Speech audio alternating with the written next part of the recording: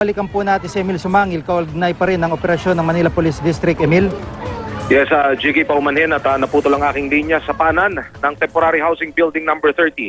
Sakop ito ng Tondo, Maynila, napatay nga ng mga pulis. Ang suspect na si Ramil Bautista, isang kalibre 45 Jiggy ang nakuha sa tabi ng bangkay ng biktima. Ayon sa mga pulis, follow-up operation, papasok pa lang daw sila sa area nang paputukan sila ni Bautista.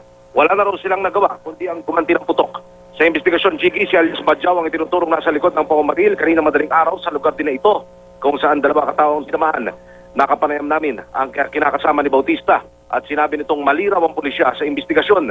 Magkasama raw silang dalawa noong oras na naganap ang shooting incident. Ayon sa MPD Station 1, Jiggy, kinatatakutan ng lugar na ito dahil sa talamak na shooting incident at harassment na maging ang mga force multiplied.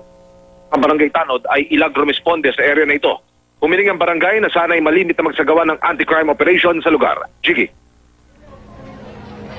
Emil, itong suspect na ito na napatay ng mga pulis, may impormasyon ba kung paano siya natukoy at ano maaring motibo niya dito naman sa naging sinasabing biktima niya na naging dahilan ng paghabol dito sa napatay na suspect? Sa impormasyon, Jiggy, na ating natanggap mula dito sa MPD Station 1, isang testigo ang lumutang pasado alas 5 ng madaling araw kanina, ilang oras matapos kang maganap yung shooting incident sa lugar din na ito. Sinasabing positibong in-identify itong si Alias Badjao na di umano'y isa sa mga namaril doon sa dalawang biktima. Nagsagawa pa muna ng surveillance operation itong mga pulis Maynila kaya hindi kaagad nalusob o na-raid yung lugar.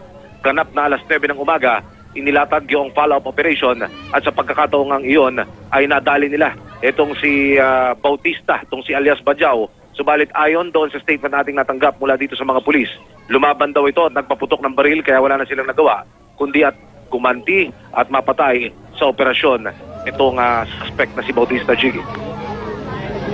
Maraming salamat, Emil Sumangil.